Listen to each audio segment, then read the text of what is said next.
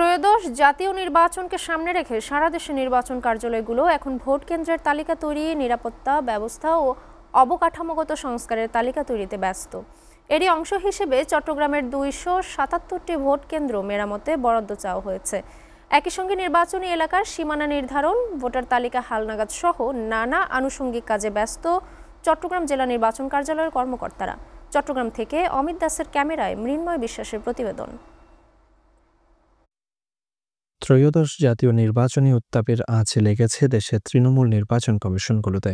সারা দেশের মতো চট্টগ্রামেও শুরু হয়েছে ভোট আয়োজনের তোড়জোড়। এরই মধ্যে নির্বাচন কেন্দ্র পরিদর্শন, অবকাঠামো পরিস্থিতি, কেন্দ্রের নিরাপত্তা ব্যবস্থা সহ নানা বিষয়ে প্রতিবেদন তৈরি করেছে চট্টগ্রাম জেলা নির্বাচন কমিশন। একই সঙ্গে চলছে ভোটার তালিকা হালনাগাদ কার্যক্রম সহ নানা আনুষঙ্গিক কাজ। তবে চট্টগ্রামে বেশি গুরুত্ব পাচ্ছে ভোট কেন্দ্র সংস্কারের কাজ। এরই মধ্যে চট্টগ্রাম আঞ্চলিক নির্বাচন কার্যালয় থেকে 277টি ভোট কেন্দ্রের তালিকা প্রণয়ন করা হয়েছে, যেগুলো জরুরি ভিত্তিতে সংস্কার প্রয়োজন। এসব কেন্দ্রের কোনোটি সীমানা প্রাচীর নির্মাণ, কোনোটির দরজা জানালা সহ নানা ধরনের অবকাঠামোগত মেরামত প্রয়োজন জানিয়ে চিঠি দেওয়া হয়েছে জাতীয় নির্বাচন কমিশনকে।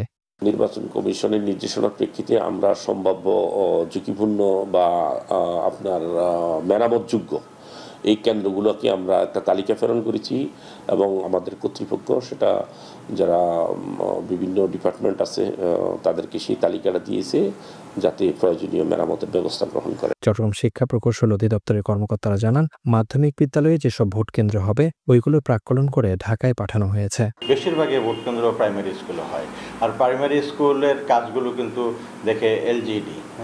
তো আমাদের যে সমস্ত মাধ্যমিক বিদ্যালয়ে যে সমস্ত ভোট কেন্দ্রগুলো হবে ওইগুলোর প্রাক্কলন করে ঢাকায় প্রেরণ করা হয়। মৃন্ময় বিশ্বাস, এসএ টেলিভিশন, চট্টগ্রাম।